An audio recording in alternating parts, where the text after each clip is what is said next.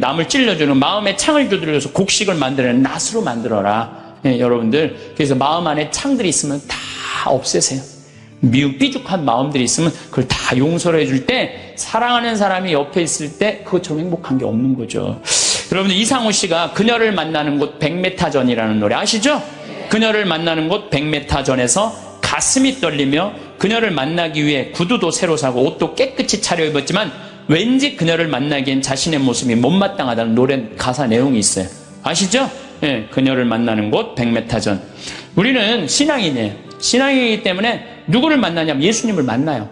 예수님을 만나려면은, 잘 만나려면 내 마음 안에 미움이 없어야 돼. 내 마음 안에 분노가 없어야 돼. 내 마음 안에 욕심이 없어야 돼. 그래갖고 내가 옷도 차려입고 구두도 사고 꽃도 준비하는 그런 마음으로 예수님을 만날 때 여러분들은 행복할 수 있어요. 신앙, 기도 시간도 너무너무 즐겁고. 그래서 저는 용서의 삶이 참 중요해요. 제가 신부가 막 된 조원동 주교자 성당에서 휠체어를 찬 요한나 자매가 있었어요. 몸이 퉁퉁했는데 오늘도 휠체어 타고 오신 우리 형제님도 계시지만 휠체어를 탔어요. 근데 내가 그 자매 집에 가보니까 허름한 집에서 사는 거야. 휠체어를 타고 있는데. 그런데 더 기가 막힌 거는 그 휠체어를 탄 요한나 자매가 뇌성마비로 움직이지도 못하는 병자 셋을 모시고 사는 거야. 자기도 휠체어를 타고 다니는데 뇌성마비 환자 3명을 모시고 사는 거예요. 화장실도 겨우 다니는 그들에게 내가 왜 이렇게 힘든 일을 하냐고 물었더니 자기는 무슨 일이라도 할 수 있고 움직일 수도 있지만 누워있는 뇌성마비 환자들은 움직이지도 못하니까 움직이지 못하는 우리가 당연히 돌보아야 된다면서 그 아름다운 생활을 하더라고요. 우리들은 말로만 회개한다고 용서해달라고 하는 건 의미가 없어요. 세례자 요한이 행동으로 회개하지 않고 세례만 받으려는 바리사이와 사두가이 사람들한테 이렇게 이야기하죠. 독사의 자식들아, 다가오는 진노를 피하라고 누가 너에게 일러주더냐? 회개에 합당한 열매를 맺어라. 죄를 뉘우친다면요, 우리가 회개에 합당한 보석의 생활을 해야 되는, 공을 쌓아야 된다는 거죠. 행실로 드러나야 된다는 거. 사랑하고 나누는 삶. 특별히 우리 교우들은 세상에 살다 보면 참 미운 일이 많아요. 자식, 남편, 형제, 친척, 나 사기치는 보이스피싱, 미워할 놈들이 너무 많아요. 참. 그래서 저는 교우들한테 생활의 단순함이 참 필요한 것 같아요. 생활이 좀 단순해. 너무 많은 일을 하다 보면요, 이게 죄를 많이 져요. 생활이 단순한 게 참 필요해요. 영상을 라디오처럼 편하게 틀어놓고 들으셔도 좋습니다. 구독과 좋아요, 알람 설정 꾹 눌러주세요. 황창현 신부님의 행복 특강 지금 바로 시작합니다. 기도하고 시작하도록 하겠습니다. 성부와 성자와 성령의 이름으로. 아멘. 예수님, 당신은 99마리 양보다는 길 잃은 양 한 마리를 찾아 떠나시는 착한 목자이십니다. 우리 인간이 살다 보면은 인간의 나약함 때문에 길을 잃는 경우가 있습니다. 그럴 때 항상 당신이 나를 애타게 찾고 있다는 사실 우리 잊지 않도록 정말 우리 마음 안에 성령의 기운 불어넣어 주소서. 영광이 성부와 성자와 성령께, 성부와 성자와 성령의 이름으로 아멘. 참 예수님. 네. 우리 인간은 나약하기 때문에 이 세상 살면서 죄를 지을 수밖에 없어요. 그런데 죄는 나로부터 시작되는 죄가 있어요. 나로부터 시작되는 죄, 게으름, 시기심, 그 다음에 또 욕심, 그리고 잘못된 판단. 그런데 이런 미움, 이런 것들은 다 나로부터 나오는 죄인데 바깥으로부터 오는 죄가 있어요. 내가 욕먹을 때 여러분들 화 나요, 안 나요? 멀쩡한데 욕먹을 때 화가 참 많이 나는 것 같아요. 우리 인생 살아가면서 욕 안 먹을 수 있는 사람 있을까요? 내가 정말 좋은 일에, 내가 하느님 일에, 하느님 일하면 일할수록 욕 더 많이 먹어요. 하느님 일. 저는 욕 먹을 것 같아요, 안 먹을 것 같아요? 많이 먹어요. 많이 먹어요. 아니 뭐 하다못해 대통령은 욕 먹어요, 안 먹어요? 욕 먹어요. 우리가 인생 살아가면서 누가 나 욕할 때 막 분노할 필요 없어요. 왜냐하면 인간이라는 것 자체가, 생겨먹은 것 자체가 그렇게 평화롭게 살기가 쉽지가 않아요. 제일 좋은 거는 산속에 들어가서 혼자 살면 욕 안 먹죠. 제일 좋은 방법은 그거예요. 사실 저는 지금 여기 산속에서 사는 거랑 거의 마찬가지예요. 그래서 저는 사실은 본당 신부님들보다 훨씬 나아요. 본당 신부는 그냥 교우들하고 하면서 욕을 얼마나 많이 먹겠어요. 네? 진짜 많이 먹을 거예요. 본당 신부님들은 아무리 잘해도, 잘하는 것도 어쩔 때 보면 때로는 욕먹는 거리가 돼요. 근데 본당 신부님들은 또 이렇게 있다 보면은 교우들이랑 좋은 사람도 있지만 교우 마음에 안 드는 사람도 있잖아요. 마음에 안 드는, 싫든 좋든 자기 5년 동안, 임기 동안 마음에 안 드는 사람 봐야 되잖아요. 얼마나 또 그 괴로운 일이에요. 근데 나는 여러분들이 아무리 마음에 안 들어도 여러분들 오늘 왔다가 오늘 가. 이게 얼마나 행복한지 몰라요. 얼마나 행복한지 몰라요. 어쨌든 마음에 안 들어도 가, 오늘. 네. 그리고 뭐 길어야 2박 3일 정도 있다가 가시는 거잖아요. 그래서 저는 개인적으로 참 마리아처럼 좋은 몫을 택한 것 같아요. 예. 사실 본당시민이 참 힘든 것 같아요. 그리고 적어도 여기 생태마을을 이 멀리 강원도까지 뭐 부산에서, 저 광주에서, 대구에서, 서울에서 오신 분들은 적어도 여기 오고 싶은 의지가 있는 분들이 오는 거 아니에요. 오기 싫으면 안 올 거 아니야, 안 올 거. 그러니까 적어도 오고 싶은 의지가 있는 분들이 오기 때문에 나를 바라보는 눈이 하트야. 하트야. 그러니까 나는 행복한 거죠. 근데 인간이 살면서 욕 안 먹을 수가 없어요. 욕하면 또 예수님 생각 안 할 수가 없어요. 욕 제일 많이 먹은 분이 예수님이에요, 예수님. 예수님 참 욕 많이 드셨어요. 그 예수님은 모두에게 사랑받았을 거라고 생각하면 여러분들 오해입니다. 수많은 사람이 예수님에게 돌을 집어 던지려고 했어요. 또 마귀랑 친구라고 비난까지 했어요. 여러분들 대놓고 넌 마귀 새끼야 이렇게 말하면 여러분들 기분 좋을 것 같아요, 안 좋을 것 같아요? 듣는 말 중에 가장 기분 나쁜 말이 바로 그런 말이에요. 넌 마귀 새끼 같아, 어떻게? 아니 넌 마귀 새끼하고 친구냐? 근데 예수님은 마귀야, 베엘제불의 힘을 빌려갖고 마귀 쫓아낸다고 그러잖아요. 마귀라는 그런 욕까지 들으셨고, 마지막에는 모든 예루살렘에 모인 사람들이 어떻게 했냐면 죽이자, 죽어라. 마지막. 저는 그 장면을 상상을 해봐요. 내가 여기 지금 한 200여 분 있는데 여러분들이 갑자기 하트였다가 갑자기 마음이 돌변해갖고 죽어라 막 그러면은요 아마 미칠지도 몰라요. 근데 예수님 딱 그 상황에 접하신 분이 예수님이에요. 예수님은 하늘나라 선포하시면서 모두에게 환영받지는 않으셨어요. 여러분들 여기 계신 분들 가운데 내가 봉사활동 하는데 이 욕을 먹어가면서까지 봉사활동 해야 하나? 봉사일 때려치고 싶은 분들 계실 거예요. 일하다 보면 욕하는 소리 들리잖아요. 사람이 내가 이런 욕을 먹고 내가 이거 성당 일을 해야 돼? 내가 레조 단장 해야 돼? 내가 이 성가대 해야 돼? 연령회 해야 돼? 성모 해야 돼? 아니 내가 차라리 때려치고 속 편하게 내 집에서 그냥 텔레비나 보고 그냥 놀러나 다니고 하지. 내가 왜 이 욕을 먹어? 그런 생각하시는 분들 계실 거예요. 예수님 좋은 일 하면서 욕 참 많이 드셨어요. 마르코복음 3장 1절부터 6절을 보면은 안식일에 손이 오그라든 사람을 펴줘요. 안식일에 당시 이 이스라엘에서는 몸이 아픈 사람들은 다 병으로 취급을 했어요. 병으로. 그러니까 죄로 몸이 아픈 사람. 그러니까 회당에 정가운데 있을 수가 없어요. 근데 예수님 정가운데 나오라고 그래요. 손이 오그라든 사람 펴줘요. 얼마나 좋은 일을 하신 거예요. 안식일에도 뭐든 손 오그라든 사람 펴준 거 얼마나 좋은 일을 한 거예요. 그런데 사람들은 예수님의 이 얘기를 듣고 바리사이들은 나가서 곧바로 헤로데 당원들과 더불어 예수님을 어떻게 없앨까 모의를 하였다. 예수님 착한 일하고도 칭찬받지 않고 제거의 대상이 돼요.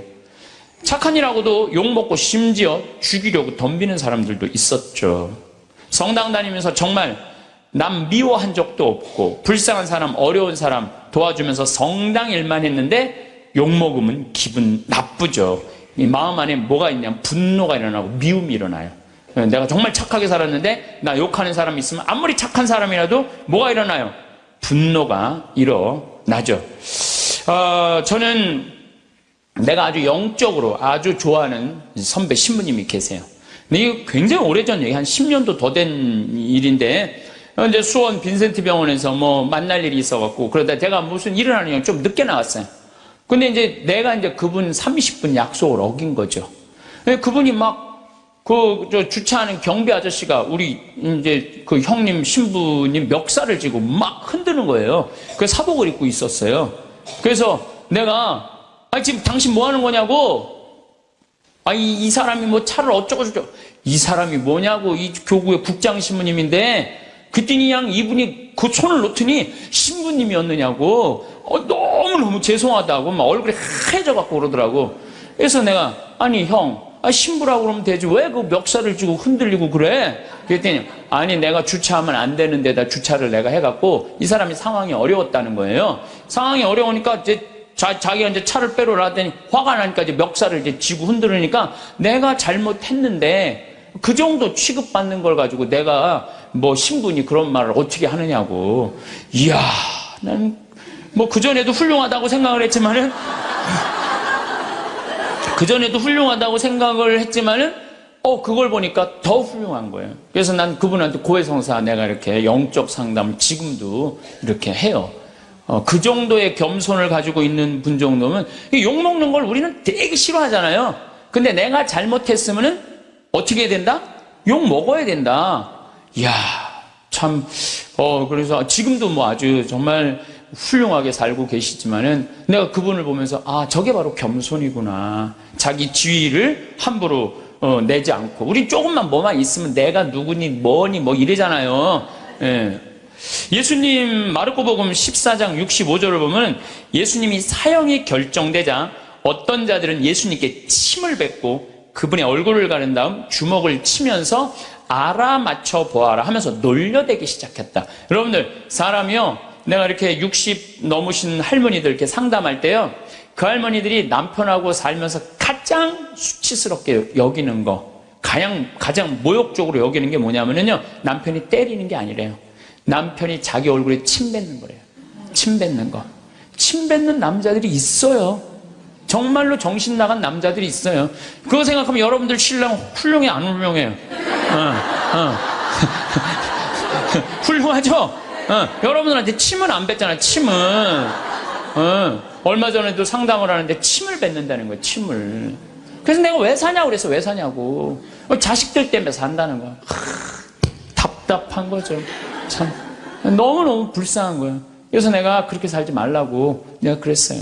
여러분들, 내가 또 위험한 발음 안 하면 그냥 이혼하라고 그랬어요. 내가 침을 뱉고. 왜 이혼하라고 그랬냐면은 누웠을 때 죽이고 싶다는 거예요. 죽이고 싶다는, 누워있을 때 자기 침을 뱉은 그 남편을 칼을 있으면 찔러 죽이고 싶다는 거예요. 여러분들, 칼로 찔러 죽이는 게 나아요? 이혼하고 사는 게 나아요? 어느 게 나아요? 아슬아슬 하더라고요. 얘기를 들어보니까. 예. 근데 예수님은 뭐라고 그래요?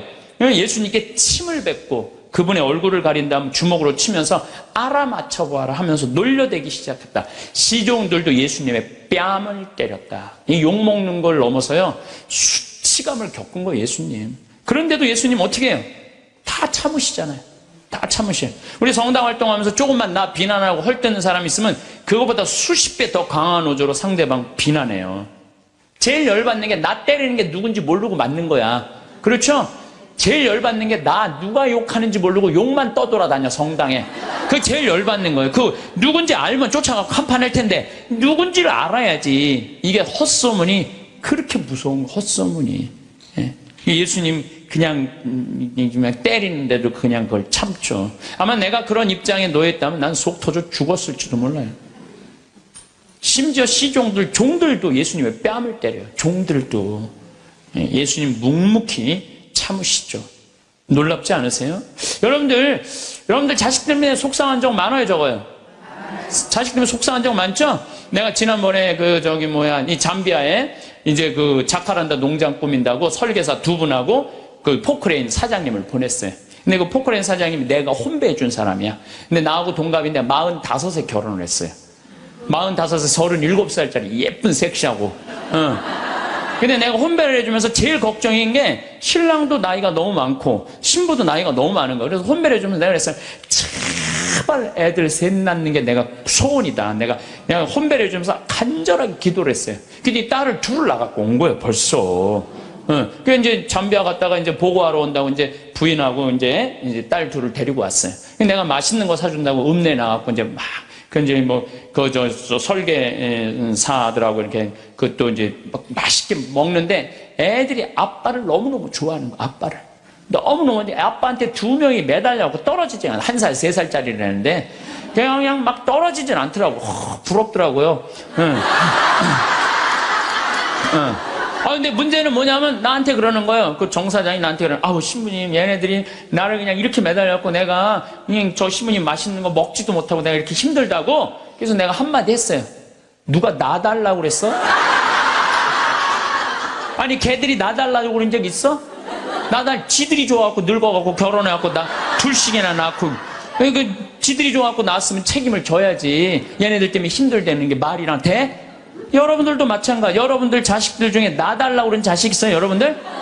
나 엄마 밑에서 태어나고 싶어. 그리고 놔달라는 자식 있었어요, 없었어요? 없었죠? 다 여러분들이 좋아서 낳은 거야. 걔네들은 태어날 의지가 없었던 애들이에요, 원래는. 여러분들이 낳은 거예요, 여러분들이. 그러면 누가 책임져야 돼? 여러분들이 책임져야 돼요. 이것도 똑같아. 우리가 언제 세상에 태어나게 해달라고 그런 적 있어요, 예수님한테? 당신이 좋아갖고 세상 만들어 놓고 우리 창조해 놨잖아요. 창조해 놨는데 인간들이 너무 많은 죄를 짓는 거야. 선택할 수 있죠. 죄를 선택할 수도 있고 선을 선택할 수도 있고 옳음을 선택할 수도 있고 그름을 선택할 수 있는 것을 하느님이 자유를 주셨는데 우리 인간이 옳음을 선택하거나 선을 선택하는 게 아니라 악을 자꾸 선택하니까 당신이 만들어 놨으니 당신이 책임지러 온 거예요. 책임지러 와갖고 어떻게 뺨 때리고 침 뱉어도 땄으니까 어떻게 참아야지. 그냥 다 아다 안 되니까 당신이 책임진다고 십자가에 올라와서 죽은 거 아니에요. 우리 책임진다고. 난 그 아버지 마음, 그 부모의 마음을 예수님 십자가에 오죽했으면 저기 올라갔을까. 우리를 얼마나 사랑했으면. 그러니까 예수님 그 침뱉음도 견디셨다는 거죠. 예수님을 믿는다는 건요, 예수님처럼 사는 거예요. 적어도 예수님 흉내 낼 줄은 알아야 돼. 14장을 보면 다음 날에도, 이건 전날이야. 그러니까 목요일날 전날 붙잡혀갖고 그냥 매 맞고 그래. 금요일날 아침에도 모욕을 당하셔. 군중들이, 그전에는 시종가고 종들이 예수님 모욕했는데 다음날 아침에는 군중들이 이렇게 모욕을 해. 유다인들의 임금님 만세 하며 인사하기 시작했다. 또 갈대로 그분의 머리를 때리고 또 침을 또 뱉는. 예수님 침 참 많이 받으신 분이에요. 침을 뱉고서는 무릎을 꿇고 예수님께 절하였다. 조롱하는 거죠. 그렇게 예수님을 조롱하고 나서 자주색 옷을 벗기고 그분의 겉옷을 입혔다. 그리고 예수님을 십자가의 못박으로 끌고 나갔다. 분명 이 군중 가운데는 예수님 일주일 전에 예루살렘에 입성할 때 빨마가지를 흔들고 호산나 호산나 주님의 이름으로 오시니 찬미 받으소서 이렇게 환영한 사람도 분명히 있었을 것, 그 안에. 근데 일주일 만에 배신한 거, 일주일 만에. 그러니까 여러분들 인생 살면서요, 나 욕하고 누구 배신하잖아요? 그 모든 누구도 이해하지 못할 때 성당에 가서 예수님만 쳐다보세요. 예수님만 보면 예수님 입장하고 내 입장하고 어쩜 이렇게 똑같으냐. 동병상련. 어쩜 이렇게 똑같을까? 그러면은요, 예수님의 그 깊은 성심을, 깊은 마음을 이해하실 수 있습니다. 근데 문제는 우리가 살아가면서 사람한테 너무 의지하다 보면 이런 수치와 모욕, 배신을 겪을 수 있어요. 그러니까 사람은요, 물론 사람을 사랑하지만 사람만 온전히 믿으면요, 우리 인간이 실수해요. 우린 누굴 믿어야 돼? 예수님을 믿어야 돼요. 예수님한테 마음을 많이 빼앗기는 사람들은요, 욕 조금 먹는다고 분노하지 않아요. 근데 사람한테 온전히 모든 걸 투신하는 사람은요, 이게 사람들한테 배신을 당하면요, 주체할 수가 없는 거예요. 누구도 다 배신해도 배신하지 않을 분이 한 분 계시잖아요. 예수님. 예수님 생각만 하면 우리가 이겨낼 수 있다는 거죠. 나는 이렇게 미움의 원인이라도 제공하지만 예수님은 무슨 미움의 원인을 제공하셨겠어요? 예수님은 대통령이 되려고 하지도 않았고 돈을 벌려고도 안 했어요. 집 한 채 없으셨던 분이에요. 예수님이야말로 집 한 채 없이, 예? 그리고 왕권을 탐하지도 않고 사랑하려고 온 분이야. 사랑하려고. 가난하고 병든 사람들, 외로운 사람들 친구로 오신 분이죠. 그런데도 사람들이 죽어라, 죽어라, 죽여라, 죽여라 이렇게 합창을 했죠. 예수님은 그런 사람들을 상대로 해서 목에 핏대 올리면서 상대하지 않았어요. 그저 묵묵히 견뎌내셨어요. 여러분들, 나한테 험담하는 사람, 나한테 나쁜 소문 내는 사람, 예, 어때요?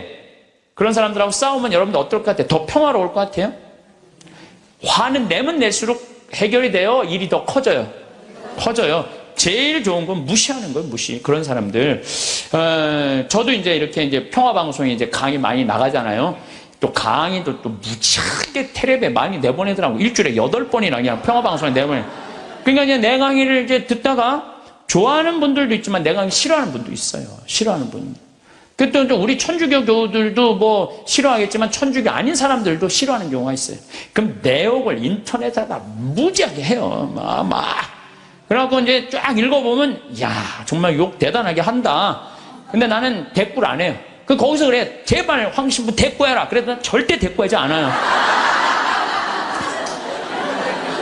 네. 왜 대꾸하지 않느냐면 내가 그 사람이 어떤 사람인 줄 알고, 그 사람이 무슨 중학생인지 고등학생인지 남자인지 여자인지 할머니인지 할아버지인지 교육을 높게 받은 사람인지 낮게 받은 사람인지 성격이 어떤 사람인지 전혀 모르고 그 인터넷에 몇 줄 나온 걸 가지고 그 사람하고 말싸움으로 그게 해결이 될 일이에요? 그렇지 않겠어요? 우리 인생이 다 똑같은 것 같아요. 여러분들, 우리가 바라보는 사람은 상대방이에요. 빙산일각이라고 그러잖아요. 빙산일각. 예? 우리가 이렇게 1912년에 타이타닉호가 갈다가 조그만 빙산인 줄 알고 지나갔는데 이 밑에 엄청난 빙산이 있어갖고 이래갖고 그냥 침몰한 거 아니에요. 우리가 사람을 보는 건 요 꼭대기만 보는 거지 이 안에 이 사람이 할아버지가 어떻게 했는지 할머니가 어땠는지 엄마 아버지한테 맞고 자랐는지 사랑을 받고 살았는지 우리가 알 게 뭐예요. 그냥 요 겉에 드러난 것만 가지고 우리가 사람을 평가할 수도 없고 상대할 수도 없는 문제라는 거예요. 그래서 나는 인터넷에서 절대 대꾸하지 않아요. 네. 왜? 그 사람이 어떤지를 알고 어떻게 알아? 내가 이렇게 눈으로 보고 얼굴을 마주보면 밤새서라도 얘기할 수 있겠지. 근데 그 사람이 막 내가 욕을 했는데 만났는데 막 2m에 막 팔뚝 막 한 대 맞으면 막 갈 것 같아. 그럼 어떻게 해? 네. 그러니까 우리가 쉽게 이렇게 분노하거나 쉽게 상대한테 싸움을 한다는 게 좋은 게 아니에요. 욕은요, 세상 살면서 기본적으로 먹고 산다. 이렇게 생각하면 속 편해요. 왜? 누가 욕 먹고 살았어? 예수님이 욕 먹고 살았으니까. 예수님이 모욕을 당했으니까 우리도 인생 살면서 조금 모욕당하는 거, 욕 먹는 거, 그 어느 정도, 그거를 이겨내려고 그럴 때 인생이 고통스러운 거예요. 저도 이렇게 살아오면서 그런 나쁜 거는 그냥 무시하고 시간이 지나면 다 없어져요. 시간이 지나면. 5년, 10년이 지나보면 다 없어져요. 그러니까 여러분들 그런 거. 오늘 내가 식사하면서 여고생이 임신했다는 헛소문이 학교에 퍼졌대. 그래서 자살을 한 거예요. 그 아까운 아이가. 그러니까 이 헛소문에 죽는 사람들 정말로 많아요. 헛소문에. 그래서 사람들이라는 게 참 그런 문제가 있는 것 같아요. 자, 그렇다면 우리 인간이 참 죄를 짓고 살아요. 게으르고 나약하고 그 다음에 시기심 많고 죄를 져. 나 같은 죄인도 용서받을 수 있나요? 여러분들 인생 살아오면서 정말로 누구한테도 얘기하기 부끄러운 죄들이 있으시죠? 저는 많아요. 누구한테도 얘기하기 부끄러운 죄들 참 많아요. 근데 나 같은 죄인이 과연 용서받을 수 있느냐? 나 같은 죄인도 과연 용서받을 수 있을까? 저는 예수님이 요한복음 8장에 보면 간음한 여인 얘기가 나요. 그거를 읽으면요 굉장히 위로가 많이 돼요. 이 여자가 간음을 하다 현장에서 잡혔어요. 2000년 전에 간음하는 거하고 지금 간음하는 거하고 이건 질이 달라요. 지금은 너무 쉬운 일이지만 2000년 전에는요 간음하는 게 쉽지가 않아요. 그 다음에 당시 이스라엘 사람들은 어떻게 했느냐면은 다 여자들은 다 가리고 눈만 내놨어. 눈만 내놨어. 그러니까 어떻게 생겼는지 뭐 눈만 보고도 간음을 한 거예요. 눈만. 이 여자 무지하게 예뻤던 여자예요. 그것만 보고도. 그러니까 이 온몸을 다 가려요. 지금도 이스라엘 사람들이 눈만 이렇게 내놓고 다녀요. 눈만. 저 동네 사람 왕래도 없는데 가늠하다 이 여자가 붙잡힌 거예요. 그러니까 예수님은 가늠에 대해서 단호하셨어요. 만약에 너희들이 이 우명한 생각으로 여자를 쳐다보면 누나를 빼라고 그랬어요. 그 정도로 예수님 가늠에 대해서. 나는 참 그 성서가 너무 괴로워요. 난 그 성서에 의하면 내 누나는 한 6,000개는 빼. 6,000개. 내 누나는 6,000개는 빼야 돼요. 이 누나 얘기 하나도 안 남았을 거야 지금. 아무리 갈아 껴도 계속 빼야 돼. 계속. 도시에 나가면요 대단해요. 도시에 나가면은 요즘 또 여자들이 다리가 얼마나 예뻐요. 옷을 얼마나 야하게 입고 다녀요. 이야, 그럼 그냥 눈알 그냥 빼야 돼요. 눈알. 아마 여기 계신 분들도 눈알 남아있을 사람 별로 없을 것 같은데. 예수님 그렇게 간음에 대해서 단호하셨어요. 간음하면 안 된다. 그런데 간음한 여자가 현장에서 붙잡혔어요. 예수님, 당신 간음하면 눈알 빼라고 그러지 않았느냐. 또 한편으로는 모든 사람을 용서하라고 그러지 않았느냐. 둘 중에 뭘 선택할 것이냐. 예수님이 이 여자 편을 들면은 상당히 이상해지는 거예요. 근데 2000년 전에 예수님께서 간음한 여자 입장에 쓰여요. 그래갖고 너희 중에 죄 없는 사람 먼저 이 여자를 돌로 쳐. 난 이 여자 입장 이해한다 이거예요. 이야, 이거 대단한 일이에요. 이거 보통 용기 아니면 이게 제정신 가지고는 이거 못해요. 보통 용기 가지 않으면은. 근데 예수님은 그 여인을 감쌌던 거예요. 그 여인을. 하나 둘 떠나가니까 예수님이 너 죄를 묻던 사람이 다 어디 갔느냐? 주님, 하나도 없습니다. 다 떠났습니다. 근데 그 다음 말이 더 기가 막혀요. 그들이 네 죄를 묻지 않았다면 나도 네 죄를 묻지 않겠다.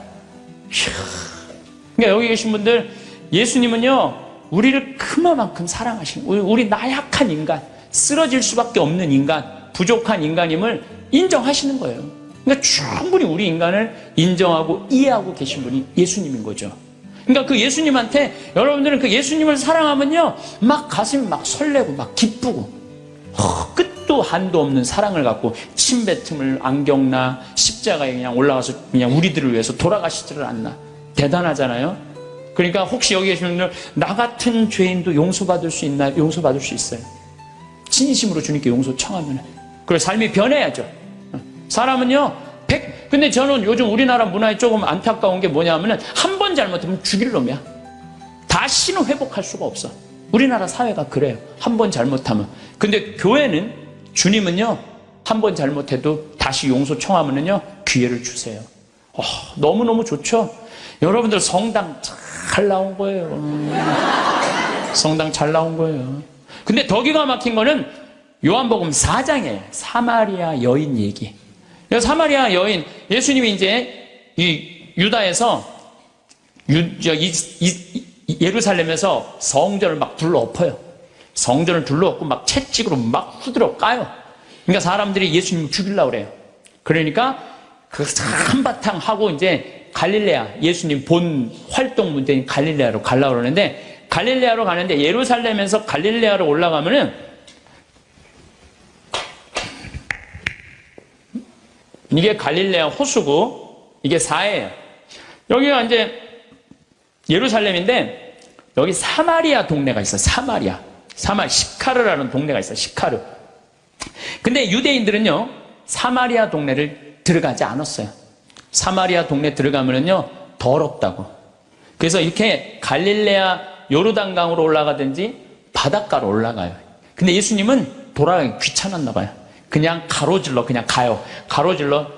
그러니까 가다가 시카르라는 동네에 가고 정오쯤 목이 마르셨어요. 그래갖고 이제 우물에 딱 앉아 계셨어요. 근데 우물이라는 공간은 누구의 공간이에요? 남자들의 공간이에요? 여자들의 공간이에요? 여자들의 공간이에요. 그 우물가에는 남자들이 가는 게 아니에요. 근데 이 남자인 예수님 우물가에 다 남자하고 여자는 정부는 다 어디서 나냐? 우물가에서 다 나는 거예요. 우물가, 갑돌이하고 갑순이도 우물가에서 뭐 이렇게 해갖고 엄마 이러지 마세요. 이러다가 다 정부 난 거 아니에요. 예? 그러니까 남자가 하여튼 우물가 간다. 이거 별로 좋은 게 아니에요. 근데 우물가에 앉아 계신 거야. 그 자체가 별로. 사마리아에다가 시카라라는 동네 남자가 우물가에 앉아있고 아주 장면이 안 좋은 거예요.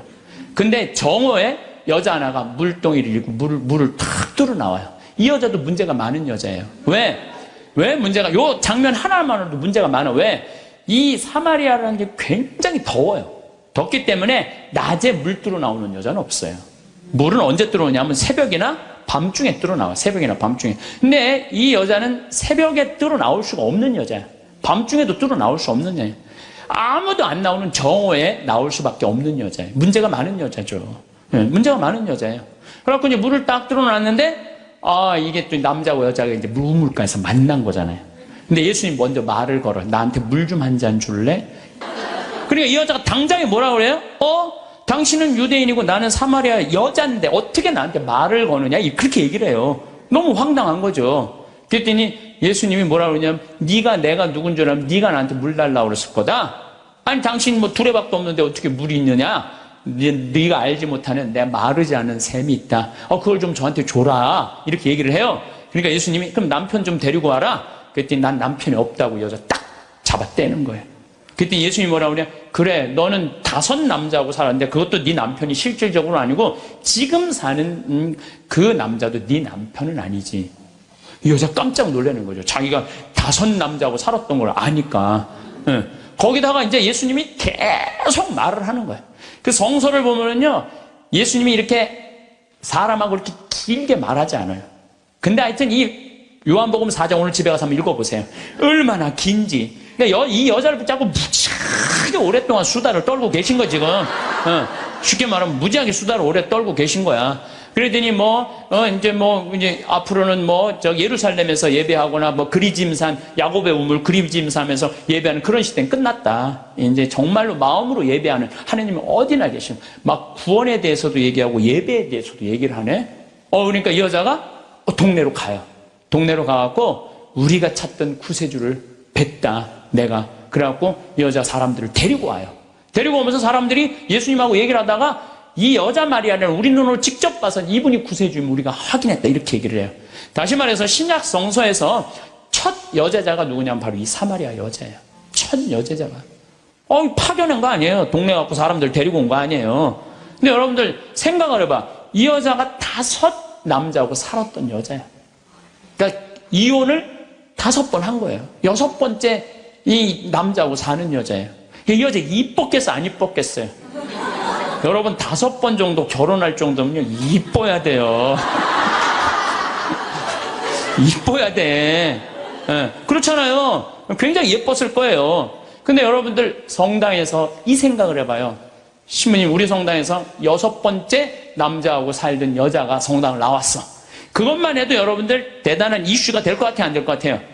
대단하죠. 6번째 남자하고 사는, 이혼을 5번 하고 6번째 사는 여자가 나왔는데 신부님 미사 끝나고 그 여자를 붙잡고 얘기하기 시작하는 거야.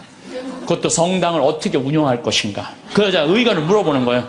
성당 어떻게 운영하면 좋으냐. 한참 얘기하더니 그러지 말고 그냥 네가 성모회장 해라. 그래갖고 성모회장으로 임명을 했어.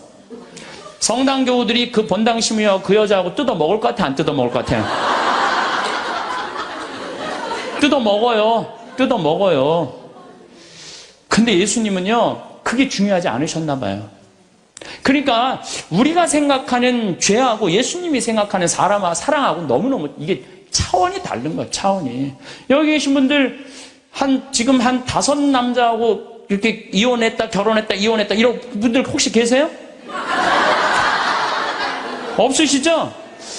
나는 이것도 굉장히 위험한 말이는데 인생 살면서요, 정말 잘못 만나는 남자 있을 수 있어요. 잘 안 맞는 남자. 그래서 이혼할 수도 전 있다고 생각을 해요.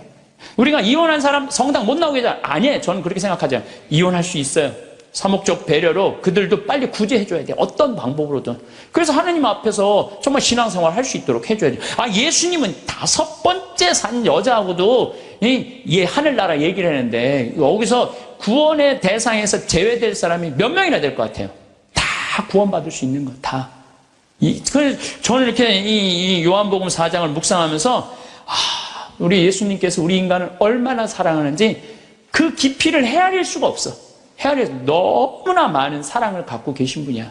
그러니까 여기 계신 분들 중에 나 같은 사람이 과연 성당 일을 할 수 있을까? 나 같은 사람이 과연 주님의 일을 할 수 있을까? 내가 이런 위선자가 아닐까? 아니에요. 여러분들 진정으로 회개하고 용서 청하고 삶의 변화. 회개라는 게 뭐예요? 삶의 변화되는 거 아니에요? 다시 열심히 살면은 하나님께서 받아준다는 거. 어떤 사람이라도 다 받아준다는 거예요. 근데 우리는요, 죄 속에 gat혀서 이러지도 못하고 저러지도 못하는 사람들 참 많아요. 나는 죄인이야. 밥 먹어. 난 죄인이 무슨 밥을 먹어. 나 안 먹어. 그냥 술만 계속 먹는 거야. 나는 죄인이야. 술만 계속 먹어. 그러면 이 사람은 영원히 구제받을 수 없는 거예요. 예수님은 어떤 죄도 다 용서해 준다. 어떤 죄도. 성령을 모독하는 죄만 빼고는 다 용서해 줘요. 성령을 모독하는 죄만 빼고 다 용서해 줘요. 그 성령을 모독하는 죄가 뭐예요? 제가 신학교 때 너무 미운 사람이 있었어요. 그래서 지금 돌아가셨어요. 은퇴한 신부님한테 계속 고해성사를. 나 그 사람이 너무 밉습니다. 또 한 달 지나고 그 사람이 너무 밉습니다. 또 지나고 그 사람. 이제 신부님이 나를 아니까 한 7번째 고해를 하는데 신부님이 딱 그러더라고요. 학사님, 하느님의 사랑을 믿습니까? 안 믿습니까? 그러더라고요. 좀 믿는데요. 그랬더니 학사님은 내가 생각하기엔 하느님의 사랑을 안 믿는 사람이라고. 당신이라고 그러죠. 당신은 하느님의 사랑을 안 믿는 사람이라고. 그럼 무슨 말씀이냐고. 당신이 고해성사를 봤으면 하느님께서 온전히 용서해줬다. 그럼 그거를 믿어야지. 왜 못 믿고 7번이나 똑같은 죄를 고백하냐 이거야. 그게 바로 성령을 모독하는 죄. 성령을 모독하는 죄. 하느님의 은총을 온전히 믿어야 되는데 그 하느님의 은총을 안 믿는 거야. 용서 받았을까? 아니야, 안 받았을 것 같아. 또 가서 확인해보고 용서 받았을까? 안 받아. 또 가서 이게 성령을 모독하는 죄라는 거예요. 나도 보좌 신부 때 고해성사를 교주면은 이쪽에서 고해성사를 줬어. 그러고 다 사죄를 해줬어. 근데 이쪽에 문 열면 이쪽 여자가 여기 와서 또 하는 거예요. 고해성사를. 진짜로 또 하는 거예요.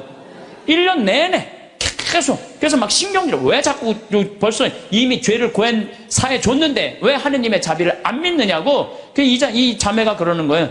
나는 용서 못 받은 것 같다고. 하느님의 사랑을 못 믿는 거죠. 한 무한한 하느님의 사랑을. 그럼 우리가 회개가 뭐가 필요해? 종교가 뭐가 필요해? 용서가 없다면. 그러니까 하느님은 우리를 용서해 주셔요? 안 용서해 주셔요? 용서해 주세요. 그러니까 여러분들 하느님의 사랑을 간절하게 믿으시라는 거예요. 여러분들 평화를 원하세요? 네. 평화를 원하면요, 용서하셔야 돼요.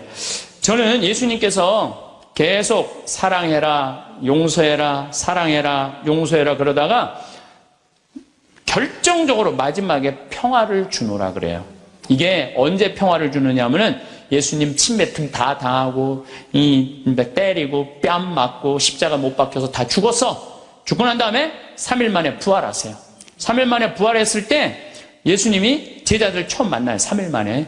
제자들은 어떤 상태? 스승 배신하고 다 도망간 상태 아니야. 다 도망가고 배신하고 스승은 죽었다고 생각했을 때 마음이 지극히 불안했어.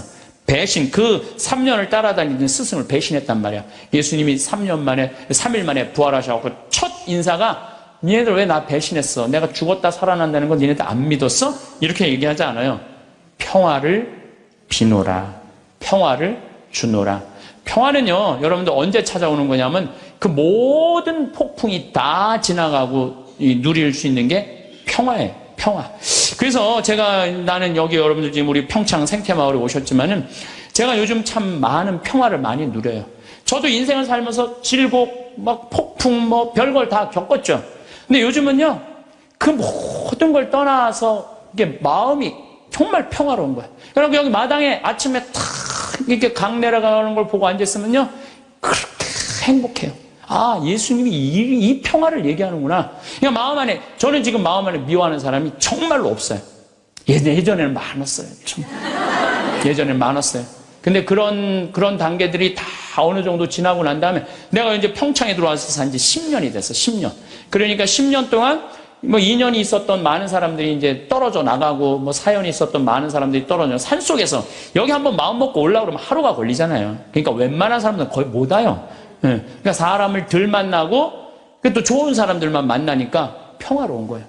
아, 예수님이 부활하고 난 다음에 내가 너희에게 평화를 비노라. 그게 바로 이거구나. 미움, 분노, 증오, 죽어라, 죽여라, 이게 다 떠나고 난 다음에 예수님이 마지막에 십자가에서 부활하고 성취한 게 뭐다? 평화다, 평화. 그러니까 여러분들 마음 안에 미움이 있으면요, 평화를 누릴 수가 없어요. 마음 안에 분노가 있으면 평화를 누릴 수가 없어요. 그래서 용서해야 되는 거예요.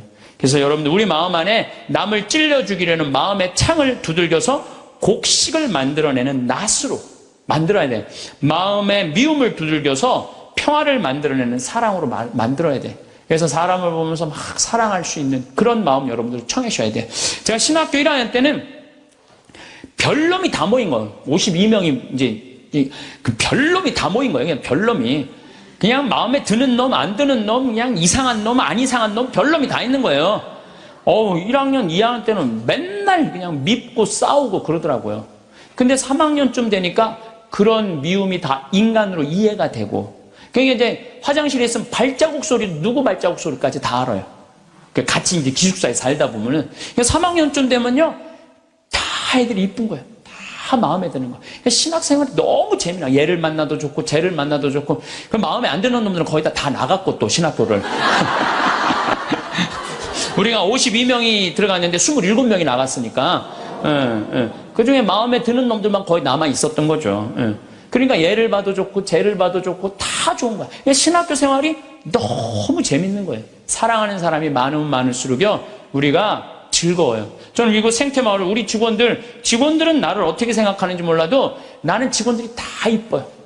모든 걸 뿌리치고 여기 와갖고 기숙사 하면서 나하고 같이 농사 짓고 사는 직원 얼마나 고마워요. 그냥 직원들하고 기분이 너무너무 좋아요. 직원이 마음에 안 들면은 사실은 사는 게 즐겁지 않잖아요. 직원이 다 이뻐. 만나는 사람마다 다 좋고. 그러니 신나죠. 사는 게 즐거운 거죠. 일은 20년 동안 기다리고 있고. 은퇴하고 나면 또 요즘 커피숍 그거 생각을 많이 해요. 바리스타를 배워갖고 어떻게 해야 되겠다. 그러니까 일이 있으니까 죄를 안 짓고. 그래서 여러분들 마음 안에 저 대림 일주일에 이 얘기가 나와요. 남을 찔러주는 마음의 창을 두드려서 곡식을 만들어내는 낫으로 만들어라. 여러분들 그래서 마음 안에 창들이 있으면 다 없애세요. 삐죽한 마음들이 있으면 그걸 다 용서를 해줄 때 사랑하는 사람이 옆에 있을 때 그것처럼 행복한 게 없는 거죠. 여러분들 이상우 씨가 그녀를 만나는 곳 100m 전이라는 노래 아시죠? 그녀를 만나는 곳 100m 전에서 가슴이 떨리며 그녀를 만나기 위해 구두도 새로 사고 옷도 깨끗이 차려입었지만 왠지 그녀를 만나기엔 자신의 모습이 못마땅하다는 노래 가사 내용이 있어요. 아시죠? 그녀를 만나는 곳 100m 전. 우리는 신앙인이에요. 신앙이기 때문에 누구를 만나냐면 예수님을 만나요. 예수님을 잘 만나려면 내 마음 안에 미움이 없어야 돼. 내 마음 안에 분노가 없어야 돼. 내 마음 안에 욕심이 없어야 돼. 그래갖고 내가 옷도 차려입고 구두도 사고 꽃도 준비하는 그런 마음으로 예수님을 만날 때 여러분들은 행복할 수 있어요. 신앙, 기도 시간도 너무너무 즐겁고. 그래서 저는 용서의 삶이 참 중요해요. 제가 신부가 된 조원동 주교자 성당에서 휠체어를 찬 요한나 자매가 있어서 몸이 퉁퉁했는데 오늘도 휠체어 타고 오신 우리 형제님도 계시지만 휠체어를 탔어요. 근데 내가 그 자매 집에 가보니까 허름한 집에서 사는 거야. 휠체어를 타고 있는데. 그런데 더 기가 막힌 거는 그 휠체어를 탄 요한나 자매가 뇌성마비로 움직이지도 못하는 병자 셋을 모시고 사는 거야. 자기도 휠체어를 타고 다니는데 뇌성마비 환자 3명을 모시고 사는 거예요. 화장실도 겨우 다니는 그들에게 내가 왜 이렇게 힘든 일을 하냐고 물었더니 자기는 무슨 일이라도 할 수 있고 움직일 수도 있지만 누워있는 뇌성마비 환자들을 움직이지도 못하니까 움직이지 못하는 우리가 당연히 돌봐야 된다면서 그 아름다운 생활을 하더라고요. 우리들은 말로만 회개한다고 용서해달라고 하는 건 의미가 없어요. 세례자 요한이 행동으로 회개하지 않고 세례만 받으려는 바리사이와 사두가이 사람들한테 이렇게 이야기하죠. 독사의 자식들아, 다가오는 진노를 피하라고 누가 너에게 일러주더냐? 회개에 합당한 열매를 맺어라. 죄를 뉘우친다면요, 우리가 회개에 합당한 보석의 생활을 해야 되는 거예요. 공을 쌓아야 된다는 거죠. 행실로 드러나야 된다는 거. 사랑하고 나누는 삶. 특별히 우리 교우들은 세상에 살다 보면 참 미운 일이 많아요. 자식, 남편, 형제, 친척, 나 사기치는 보이스피싱, 미워할 놈들이 너무 많아요. 참. 그래서 저는 교우들한테 생활의 단순함이 참 필요한 것 같아요. 생활이 좀 단순해. 너무 많은 일을 하다 보면요, 이게 죄를 많이 져요. 생활이 단순한 게 참 필요해요. 윤동주 씨가 서시라는 걸 썼죠. 죽는 날까지 하늘을 우러러 한 점 부끄러움이 없기를. 잎새 이는 바람에도 나는 괴로워했다. 별을 노래하는 마음으로 모든 죽어가는 것을 사랑해야지. 그리고 나한테 주어진 길을 걸어가야 되겠다. 오늘 밤에도 별이 바람에 스치운다. 참 내용이 좋은 것 같아. 죽는 날까지 하늘을 우러러 한 점 부끄러움이 없기를. 이런 마음으로 살아가야 돼요. 근데 뭐 나는 그냥 하늘을 우러러 그냥 부끄러운 일 천진데 어쨌든 마음만은 그래야 된다는 거죠. 잎새 이는 바람에도 나는 괴로워했다. 양심의 소리, 주님께서 우리에게 들려주는 양심의 소리를 들어야 된다는 거죠. 별을 노래하는 마음으로 모든 죽어가는 것을 사랑해야지. 이 시는 거꾸로 들으면 돼요. 별을 노래하는 마음으로 모든 살아있는 것을 사랑해야지 하고 똑같은 것 같아요. 그래서 여러분들, 제가 별 참 좋아하는 소년이잖아요. 어제도 내가 여기 새벽 1시에 수소성당 강의 이제 우리 평화방송 팀하고 하고 새벽 전부 다 별 보셨죠? 우리 촬영팀들 얼마나 별이 예쁜지 몰라요. 이 세상에 태어난 건 축복이에요. 축복. 근데 그냥 행복한 마음으로 그 별을 바라보게 미움 때문에 땅바닥만 쳐다보면요 그 별을 못 봐요. 근데 요즘 현대인들은요 하늘을 볼 생각을 안 해요. 그리고 나한테 주어진 길을 걸어가야겠다. 오늘 밤에도 별이 바람에 스치운다. 좋죠? 다시 한번 이거 읽어드리도록 하겠습니다. 서시 윤동주. 죽는 날까지 하늘을 우러러 한 점 부끄러움이 없기를. 잎새 이는 바람에도 나는 괴로워했다. 별을 노래하는 마음으로 모든 죽어가는 것을 사랑해야지. 그리고 나한테 주어진 길을 걸어가야겠다. 오늘 밤에도 별이 바람에 스치운다. 영광이 성부와 성자와 성령께 성부와 성자와 성령의 이름으로 아멘. 감사합니다. 오늘 황창현 신부님 말씀 어떠셨나요? 마음속으로 누군가를 미워한다면 그 사람은 자신과 닮았다는 말이 있다고 합니다. 누군가를 미워하는 것은 상대방을 해치지 않고 오히려 미워하는 감정을 품은 자신이 가장 고통받는다는 사실 다들 아시지요? 연구에 따르면 다른 사람을 용서하는 것이 신체 건강에도 이로운 것으로 나타났습니다. 용서하지 못하고 미움의 감정을 여전히 품고 있으면 혈압과 심박수가 올라가 심혈관 건강에 해를 끼친다는 연구 결과도 있습니다. 또한 미움의 감정은 근육을 긴장시키고 감정 조절 능력을 떨어뜨려 신경계에도 나쁜 영향을 준다고 하죠. 그러나 자신에게 해를 입힌 사람을 용서하면 오히려 마음이 편해지고 긍정적인 마인드로 바뀌며 용서하지 못할 때 나쁜 영향들이 사라지는 것으로 관찰되었다고 합니다. 따라서 우리는 나 자신의 정신 건강을 위해서 미워하는 사람을 용서하는 4가지 단계를 알아볼 필요가 있습니다. 첫 번째, 화나는 상황을 객관화하기. 용서하기 위해서는 화나는 상황을 정확하게 인식해야 합니다. 어떤 사람의 행동이 화와 고통을 느끼게 했다는 사실을 인정하는 것이 중요합니다. 무엇보다 자신이 어떤 부분에서 화가 났는지, 그 원인이 상황 때문인지, 그 사람 자체 때문인지, 아니면 자기 자신에 대한 분노인지를 정확하게 파악하는 것이 중요합니다. 두 번째, 변화의 필요성을 인지하기. 객관화 이후에는 변화가 필요하다는 것을 인지하는 과정이 필요합니다. 화나는 감정을 계속 갖고 있으면 무엇보다 자신이 불행해지고 건강에 악영향을 미칩니다. 화난 감정이 자꾸만 생각나고 다시 감정에 빠지면 자신만 괴로운 경험 이미 다들 해보셨을 겁니다. 마음의 변화가 필요하다는 생각을 인지해야 합니다. 세 번째, 자신에게 초점을 맞추어 생각하기. 화나게 한 사람이 아닌 자신에게 초점을 맞추어 생각해야 합니다. 무슨 일이 어떻게, 왜 일어났는지를 자신의 인생이라는 큰 틀에서 돌아보는 것이 필요합니다. 이런 경우 일부 사람들이 자신을 화나게 했던 일이 의외로 큰 문제가 아니라고 여기게 되어 상대방을 용서하게 됩니다. 네 번째, 용서를 통해 마음 다스리기. 사람은 누구나 실수하고 잘못을 저지를 수 있습니다. 미워하는 사람을 용서함으로써 얻어지는 감정적 편안함을 떠올리며 스스로의 마음을 다스릴 필요가 있습니다. 이를 통해 미워하는 감정에 빠졌던 자신과 상대방에게 연민을 느끼고 용서를 통해 긍정적으로 생각하게 되어 결국 나 자신의 건강에도 도움이 된다는 점 잊지 않아야겠습니다. 이러한 내용들을 참고하시어 삶의 지혜를 얻고 마음 평안을 누리시면 좋겠습니다. 오늘 영상 도움되셨다면 구독, 좋아요, 알람 설정 꾹 눌러주시고 이 영상을 소중한 분들께도 공유해주세요. 다음에 더 좋은 영상으로 찾아뵙겠습니다. 감사합니다. 동글동글 콩으로 만든 청국장 동글동글 콩으로 만든 청국장 찌개로도 먹고요 가루는 생수에도 타서 먹어요 우리 모두 건강을 챙겨봐요 생태맘 청국장 동글동글 콩으로 만든 청국장 동글동글 콩으로 만든 청국장 성필립 보생태마을 생태맘장터의 청국장 가루가 유명합니다. 구매하시면 인생 스케치 채널과는 무관하며 성필립 보생태마을의 국내외 비영리 활동에 도움이 됩니다.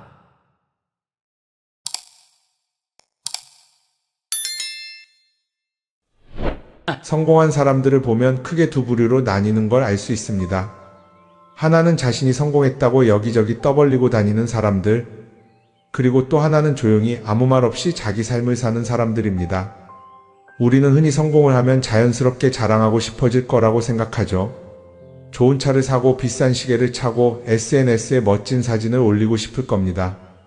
왜냐하면 그렇게 하면 남들이 나를 더 인정해 줄 거라고 믿으니까요. 하지만 현실은 그렇지 않습니다. 오히려 진짜 성공한 사람들은 그렇게 행동하지 않습니다. 왜냐하면 보여줄 필요가 없기 때문입니다. 돈이 많다고 높은 자리에 있다고 유명하다고 해서 굳이 그걸 드러낼 필요는 없습니다. 그걸 아는 사람들은 이미 알고 있고 모르는 사람들은 알 필요가 없죠. 그런데도 굳이나 성공했다고 떠드는 사람들이 있습니다. 그런 사람들은 왜 그럴까요? 간단합니다. 그 사람들은 사실 그렇게까지 성공한 게 아니기 때문입니다. 우리는 종종 SNS에서 성공한 사람들을 봅니다. 해외여행을 가고 고급 레스토랑에서 밥을 먹고 멋진 차를 타고 다니는 모습? 그런데 가만히 보면 그런 걸 보여주는 사람들은 언제나 뭔가를 팔고 있습니다. 강의를 팔든 자기 브랜드를 홍보하든 아니면 단순히 자기 자존감을 유지하려고 하든 간에 결국 목적이 있는 거죠. 진짜 부자들은 그렇게 하지 않습니다. 오히려 조용히 아무도 모르게 자기 일을 합니다. 왜냐하면 자랑해서 얻을 게 없기 때문입니다. 오히려 괜히 잘난 척했다가 사람들에게 이용당하거나 시기와 질투를 받거나 쓸데없는 오해를 사는 게 더 피곤합니다. 이건 단순한 돈 이야기가 아닙니다. 사회적인 성공을 이룬 사람들도 마찬가지입니다. 진짜 실력 있는 사람들은 자기 실력을 굳이 떠벌리지 않습니다. 왜냐하면 그럴 필요가 없으니까요. 자기 분야에서 최고라면 사람들이 먼저 알아서 찾아옵니다. 반대로 실력이 부족한 사람일수록 자기를 포장하려고 애씁니다. 우리가 흔히 듣는 말이 있죠. 빈수레가 요란하다. 이 말이 괜히 있는 게 아닙니다. 정말 내실이 있는 사람들은 굳이 시끄럽게 굴지 않습니다. 반대로 겉만 번지르르한 사람들은 자기가 얼마나 대단한지 떠들고 다닙니다. 이걸 좀 더 현실적인 예로 들어볼까요? 동창회에 나가면 꼭 이런 사람이 있습니다. 옛날에는 별거 아니었는데 갑자기 잘 됐다고 나타나서 자기가 얼마나 성공했는지 자랑하는 사람. 처음에는 다들 와 대단하다 하고 들어주지만 시간이 지나면 어떨까요? 대부분 속으로 이렇게 생각할 겁니다. 저 사람 뭐 저렇게까지 티를 내? 결국 그런 사람은 점점 멀어지게 됩니다. 반면에 정말 성공한 사람들은 조용합니다. 굳이 자기가 어떻게 살고 있는지 설명하지 않죠. 그런 사람들은 오히려 주변에서 먼저 알아보고 자연스럽게 존경을 받습니다. 그게 진짜 성공입니다. 그럼 우리는 어떻게 해야 할까요? 내가 뭔가를 이루었을 때 굳이 남들에게 알릴 필요가 있을까요? 물론 가까운 사람들에게 좋은 소식을 전하는 건 좋습니다. 하지만 굳이 모든 사람들에게 나 이렇게 잘 살고 있어요 하고 알릴 필요는 없습니다. 그런 행동은 결국 나에게 득이 되지 않습니다. 성공이라는 건 원래 조용한 겁니다. 내가 잘 되고 있으면 주변 사람들이 자연스럽게 알게 됩니다. 굳이 내가 말하지 않아도 내 행동과 태도에서 묻어나오게 되어 있습니다. 그러니 굳이 보여주려고 애쓰지 마세요. 오히려 그게 더 진짜 성공한 사람의 태도입니다. 사람은 사회적 동물이라고 하잖아요. 혼자 살아갈 수 없고 결국 사람과의 관계 속에서 기쁨도 얻고 때로는 상처도 받습니다. 그런데 한 가지 생각해 볼 게 있어요. 우리가 정말 인간관계가 필요해서 맺고 있는 걸까요? 아니면 그냥 그래야 한다고 배워서 어쩔 수 없이 유지하고 있는 걸까요? 어릴 땐 친구 많으면 좋다고 하죠. 사회생활에서도 인맥이 중요하다는 말을 많이 합니다. 그런데 정작 주변을 보면요, 인간관계가 넓은 사람일수록 스트레스를 더 많이 받아요. 전화벨이 울릴 때마다 이번엔 또 무슨 부탁일까 싶고, 단체 채팅방에서 메시지가 올 때마다 이걸 또 어떻게 대답해야 하나 고민하죠. 관계가 많아질수록 책임과 피로도 함께 늘어나는 겁니다. 어떤 사람들은 인간관계를 줄이면 외롭지 않겠냐고 해요. 그런데 가만히 생각해보면 진짜 외로움을 느끼는 순간이 언제인지 아세요? 오히려 불필요한 인간관계 속에 있을 때입니다. 같이 밥을 먹고 얘기를 나누는데도 뭔가 허전하고 대화가 컥 돌고 속마음을 나누지도 못할 때, 그럴 때 우리가 더 외롭다고 느끼죠. 그렇다고 당장 인간관계를 다 끊어버릴 순 없겠죠. 하지만 적어도 내가 정말 소중하게 여겨야 할 관계와 그냥 관성적으로 유지하는 관계는 구분할 필요가 있습니다. 예를 들어 매번 나한테 부탁만 하고 정작 내가 어려울 땐 연락 한 번 없는 사람, 내가 실수하면 뒷담화를 하면서 내 앞에서는 웃는 사람, 이런 관계를 굳이 계속 이어갈 이유가 있을까요? 가끔은 이런 경험도 있을 거예요. 우연히 어떤 사람과 친해졌는데 만난 지 얼마 되지도 않았는데 너무 많은 걸 털어놓는 사람들 있죠. 자기 속사정부터 가족 문제, 직장 고민까지 쏟아내는 사람들. 이런 경우 두 가지의 가능성이 큽니다. 하나는 그냥 감정적으로 의존할 사람이 필요해서일 수도 있고, 또 하나는 내가 믿을 만한 사람인지 떠보는 걸 수도 있어요. 어떤 경우든 이런 관계는 오래가기 어렵습니다. 사실 친밀함이라는 건 시간이 필요한 법이에요. 적당한 거리를 두고 천천히 서로를 알아가야 하는데, 초반부터 급격하게 가까워진 관계는 쉽게 무너지는 경우가 많습니다. 처음엔 친하다고 생각했는데 어느 순간 사소한 일로 틀어지고 결국 남보다 못한 사이가 되는 거죠. 그러면 인간관계를 어떻게 해야 할까요? 답은 간단합니다. 억지로 맺지 말고 굳이 유지하려고도 하지 않는 거예요. 내가 편한 관계라면 자연스럽게 이어질 것이고, 그렇지 않다면 서서히 멀어질 겁니다. 그리고 그걸 억지로 붙잡지 않아도 괜찮습니다. 관계를 유지하는데 에너지를 쓰기보다는 정말 소중한 관계에 집중하는 게 더 낫지 않을까요? 어떤 사람은 내가 인간관계를 줄이면 나중에 나 혼자 남는 거 아니냐 걱정하기도 해요. 그런데 생각해보면요, 진짜 나를 위하는 사람은 많지 않아요. 인간관계를 줄인다고 해서 완전히 혼자가 되는 게 아닙니다. 오히려 불필요한 관계를 정리하고 나면 남아있는 관계들이 더 단단해지고 가치 있게 느껴질 겁니다. 예전엔 인맥이 자산이라는 말을 많이 했어요. 그런데 요즘은 꼭 그렇지도 않죠. 오히려 불필요한 인간관계가 많으면 그게 짐이 될 수도 있어요. 적당한 거리, 적당한 선. 이걸 잘 지키는 게 결국엔 가장 편한 인간관계를 유지하는 방법 아닐까요? 한번 곰곰이 생각해 보세요. 지금 내 주변에 있는 사람들 중에서 내가 정말 편하게 만날 수 있는 사람이 몇 명이나 되는지, 내가 억지로 맞춰주고 있는 관계는 없는지. 관계를 줄이면요, 외로워지는 게 아니라 오히려 더 자유로워집니다. 그리고 자유로워진 만큼 내 인생에서 정말 중요한 것에 집중할 수 있게 됩니다. 인간관계 너무 많은 걸 신경 쓰다 보면 정작 중요한 걸 놓칠 수 있어요. 그러니까 이제는 한 번쯤 정리해보는 것도 나쁘지 않을 겁니다. 사람들이 돈을 많이 벌고 싶어 하는 이유가 뭘까요? 단순히 돈이 많으면 좋으니까? 물론 그것도 있겠지만 사실 돈을 원하는 진짜 이유는 더 나은 삶을 살기 위해서겠죠. 그런데 문제는 돈을 많이 번다고 해서 반드시 삶이 나아지는 건 아니라는 겁니다. 오히려 더 많이 벌수록 더 많이 쓰게 되는 경우가 많아요. 가끔 이런 생각해 본 적 없으세요? 예전에는 돈이 지금보다 훨씬 적었는데 이상하게 그때가 더 여유로웠던 것 같다. 왜 그럴까요? 사실 우리가 원하는 건 돈 그 자체가 아니라 돈을 통해 얻을 수 있는 자유인데, 돈을 벌면 벌수록 그 자유를 잃어버리는 경우가 많아요. 더 좋은 차, 더 좋은 집, 더 좋은 옷을 사면서 점점 더 많은 돈이 필요해지고 결국엔 돈을 벌기 위해 또다시 일해야 하는 악순환에 빠지게 되는 거죠. 한번 생각해 봅시다. 우리가 정말 필요해서 뭔가를 사는 경우가 얼마나 될까요? 필요해서라기보다는 남들이 가지고 있으니까, 없어 보이기 싫으니까, 혹은 그냥 기분 전환을 위해서 소비하는 경우가 훨씬 많아요. 그리고 그런 소비를 할 때마다 스스로 이렇게 합리화를 하죠. 이 정도는 나를 위한 투자야. 그런데 가만히 보면 그 소비가 진짜 나를 위한 소비인지 아니면 그냥 사회가 만든 기준에 끌려가고 있는 건지 헷갈릴 때가 많습니다. 예를 들어 예전에는 스마트폰 하나면 충분했는데 이제는 스마트워치도 있어야 하고 무선 이어폰도 필요하고 태블릿도 있어야 할 것 같고 하나를 사면 또 다른 무언가가 필요해지는 시기예요. 사실 이건 우리가 그렇게 만들어진 겁니다. 광고도 그렇고 SNS도 그렇고 자꾸 우리에게 이렇게 말하죠. 이걸 사야 더 행복해질 수 있어요. 그런데 정작 그걸 사고 나면 어때요? 처음 며칠은 좋죠. 그런데 시간이 지나면 또 다른 걸 사고 싶어져요. 왜냐하면 물건이 우리를 오래 행복하게 만들어주지는 않거든요. 특히 요즘은 SNS가 이런 소비 심리를 더 부추기는 것 같아요. 예전에는 친구들끼리 만나서 나 새로 샀어 하고 자랑하는 게 전부였는데 이제는 SNS에 올리면서 전 세계 사람들에게 보여주잖아요. 그러다 보니까 남들도 다 뭔가를 사서 올리고 나도 따라해야 할 것 같은 기분이 드는 거예요. 그런데 중요한 건 그 사람들도 사실은 나와 똑같은 기분이라는 겁니다. 내가 남을 부러워하는 만큼 나도 누군가에게 부러움을 사려고 애쓰고 있는 거죠. 결국 끝없는 비교와 소비 속에서 진짜 중요한 걸 놓치게 되는 겁니다.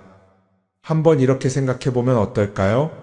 만약 내가 지금부터 딱 1년 동안 불필요한 소비를 하지 않는다면 내 삶이 어떻게 변할까? 아마 처음에는 답답할 수도 있어요. 사고 싶었던 걸 참아야 하니까. 그런데 그걸 몇 번 참고 나면 어느 순간 깨닫게 될 겁니다. 내가 굳이 이걸 안 사도 괜찮네? 그렇게 불필요한 소비가 줄어들면 자연스럽게 돈이 쌓이겠죠. 그런데 돈이 쌓이는 것보다 더 중요한 게 있어요. 바로 마음의 여유가 생긴다는 겁니다. 돈을 쓰지 않는다고 해서 불행해지는 게 아니라 오히려 소비로부터 자유로워지면서 진짜 행복을 찾을 수 있어요. 물론 이걸 실천하는 게 쉽지는 않겠죠. 우리 주변에는 소비를 부추기는 것들이 너무 많으니까요. 하지만 적어도 이런 건 해볼 수 있습니다. 뭔가를 사고 싶을 때 한 번만 스스로에게 물어보는 거예요. 이게 정말 나한테 필요한 걸까? 아니면 그냥 순간적인 욕심일까? 만약 그 질문을 던졌을 때 5초 안에 당연히 필요하지 라는 답이 나오지 않는다면 사실 그건 없어도 되는 물건일 가능성이 큽니다. 정말 필요한 건 고민할 필요도 없이 바로 떠오르거든요. 그러니까 이제는 한 번쯤 생각해 봐야 할 것 같아요. 나는 지금 내가 원하는 삶을 살고 있는 걸까? 아니면 남들이 만든 기준에 맞추기 위해 내 시간을 팔고 있는 걸까? 소비를 줄인다는 건 단순히 돈을 아끼는 게 아닙니다. 그건 결국 내 삶의 선택권을 되찾는 일이거든요. 돈을 많이 버는 것도 중요하지만 더 중요한 건 그 돈을 어떻게 쓰느냐입니다. 그리고 때로는 아무것도 사지 않는 게 최고의 선택일 수도 있어요. 우리는 요즘 SNS 없이 사는 게 거의 불가능한 시대에 살고 있죠. 아침에 눈 뜨자마자 휴대폰을 확인하고 출근길에도 SNS를 보고 잠들기 전까지도 계속 들여다봅니다. 그러면서 남들이 어떻게 사는지 보고 나도 모르게 비교하게 되고 때로는 초조해지기도 하죠. SNS에 올라오는 사진들 한번 보세요. 맛집에서 멋진 음식을 먹고 해외여행을 다니고 좋은 옷을 입고 성공한 삶을 사는 사람들. 그런데 가만히 보면 이 사람들이 정말 행복해서 저런 사진을 올리는 걸까요? 아니면 그냥 행복해 보이고 싶은 걸까요? 실제로 SNS에 가장 많이 올라오는 사진이 뭔지 아세요? 남들이 부러워할 만한 순간들입니다. 집에서 편하게 쉬고 있는 모습이나 출근길에 지친 얼굴, 어제 먹다 남은 배달 음식 사진 같은 건 잘 안 올리죠. 대신 멋진 레스토랑, 명품 가방, 고급 호텔 같은 것들이 올라옵니다. 왜 그럴까요? 결국 SNS는 보여주기 위한 공간이기 때문입니다. 여기서 중요한 게 있어요. 우리가 SNS에서 보는 건 그 사람의 삶 전체가 아니라 편집된 일부 장면이라는 겁니다. SNS는 마치 한 편의 다큐멘터리나 영화처럼 잘 꾸며진 장면들만 보여줍니다. 그런데도 우리는 그걸 보면서 아, 저 사람은 나보다 더 행복하구나 하고 착각하죠. 예를 들어 SNS에서 한 친구가 해외여행을 가서 아름다운 풍경을 찍어 올렸다고 해볼게요. 우리는 그걸 보면서 부럽다, 나도 저렇게 살고 싶다라고 생각하겠죠. 그런데 정작 그 친구는 사진을 찍고 나서도 일 때문에 스트레스를 받고 있을 수도 있고 여행 비용을 감당하느라 카드가 걱정을 하고 있을 수도 있습니다. 그 부분은 우리는 알 수가 없죠. 그런데 문제는 이렇게 남들과 비교하는 습관이 쌓이면 결국 내 삶이 초라하게 느껴진다는 겁니다. 원래는 그냥 조용히 살아도 괜찮았는데 SNS를 보고 나면 나만 뒤처지는 것 같고 뭔가를 더 해야 할 것 같고 괜히 불안해지죠. SNS는 기본적으로 사람들의 비교 심리를 자극합니다. 남들이 가진 걸 나도 갖고 싶게 만들고 남들이 하는 걸 나도 해야 할 것 같은 기분이 들게 만들죠. 그러다 보니 필요하지도 않은 걸 사게 되고 무리해서라도 화려한 곳에 가게 되고 남들에게 보여주기 위해 사는 삶을 살게 됩니다. 그럼 어떻게 해야 할까요? 사실 정답은 간단합니다. SNS에서 보이는 것들을 곧이곧대로 믿지 않는 것입니다. 그리고 더 중요한 건 남과 비교하는 걸 멈추는 것이에요. 어떤 사람이 비싼 차를 타고 다닌다고 해서 그 사람이 꼭 행복한 건 아닙니다. 좋은 차를 타고 다니지만 밤마다 사업 걱정에 잠 못 이루는 사람도 많아요. 반대로 대중교통을 이용하지만 마음 편하게 사는 사람도 있죠. 결국 행복은 보이는 것이 아니라 느끼는 것입니다. SNS를 덜 보면 덜 불행해진다는 연구 결과도 있어요. 하루 종일 남의 삶을 보면서 비교하는 시간을 줄이면 내 삶에 집중할 수 있는 시간이 많아지는 겁니다. SNS를 완전히 끊을 필요는 없지만 최소한 그 안에 있는 것들이 전부 진짜라고 생각하지 않는 태도는 필요합니다. 우리는 누구나 자신만의 속도로 살아가고 있어요. 남들은 남들대로 사는 거고 나는 나대로 살면 됩니다. SNS에서 남들의 화려한 모습을 볼 때마다 한 번쯤 이렇게 생각해 보세요. 이건 그 사람이 보여주고 싶은 삶일 뿐이다. 그러면 조금은 편해질 겁니다. 사람들은 다들 자기 인생을 살아간다고 생각하죠. 그런데 가만 보면 정말 자기 인생을 사는 사람이 얼마나 될까요? 많은 사람들이 사실은 남이 만들어 놓은 기준에 맞춰서 살고 있어요. 좋은 대학, 좋은 직장, 좋은 차, 좋은 집. 다들 이런 걸 목표로 삼지만 정작 내가 원하는 삶이 뭔지 깊이 생각해 본 적이 없는 경우가 많아요. 이건 어릴 때부터 교육받아온 방식과도 관련이 있어요. 우리는 어릴 때부터 이렇게 살아야 한다는 틀 안에서 자라죠. 공부 열심히 해서 좋은 성적을 받아야 하고 좋은 직장을 가져야 하고 결혼도 적당한 때에 해야 하고 마치 인생이 정해진 수순이라도 있는 것처럼요. 그러다 보니 나 스스로 정말 원하는 걸 고민하기보다는 그냥 남들이 정해놓은 목표를 따라가게 돼요. 그런데 이렇게 남의 기준에 맞춰서 살다 보면 어느 순간 공허함을 느끼게 됩니다. 이게 정말 내가 원했던 삶인가? 하는 의문이 들 때가 오죠. 어릴 땐 성적이 목표였고 사회에 나와서는 연봉이 목표였고 결혼하고 나서는 아이 교육이 목표였는데 그 목표를 이루고 나면 허무한 거예요. 계속 뭔가를 이루긴 했는데 정작 나는 어디에 있는지 모르겠는 거죠. 진짜 중요한 건 내가 원하는 게 뭔지를 아는 것이에요. 그런데 이게 쉽지 않죠. 오랫동안 남의 기준대로 살아왔기 때문에 막상 내가 정말 원하는 게 뭐지? 하고 물어보면 선뜻 대답하기 어려운 경우가 많아요. 하지만 이 질문을 하지 않으면 우리는 평생 남이 정한 기준 속에서 살게 됩니다. 그럼 어떻게 해야 할까요? 첫 번째로 필요한 건 내가 왜 이런 생각을 하게 됐는지 스스로 점검하는 거예요. 예를 들어 내가 비싼 차를 사고 싶다고 생각한다면 그게 정말 내 필요 때문인지 아니면 남들에게 잘 보이기 위해서인지 한번 따져봐야 해요. 만약 남들이 나를 어떻게 볼까 하는 게 더 중요하다면 그건 내 기준이 아니라 사회가 만들어 놓은 기준일 가능성이 큽니다. 두 번째는 다른 사람의 의견에 휘둘리지 않는 연습을 하는 거예요. 우리는 살아가면서 끊임없이 남들의 평가를 받죠. 그 나이에 그런 걸 시작한다고? 지금 그게 가능하겠어? 이런 말들이 우리를 흔들어 놓습니다. 그런데 그런 말에 신경 쓰다 보면 결국 아무것도 하지 못하게 돼요. 중요한 건 남들이 뭐라고 하든 내가 결정하는 거예요. 물론 남의 조언을 들을 수도 있고 참고할 수도 있죠. 하지만 최종 결정은 항상 내 몫이어야 합니다. 내가 결정하고 내가 책임지는 거. 그렇게 해야 내 삶을 온전히 내 것으로 만들 수 있어요.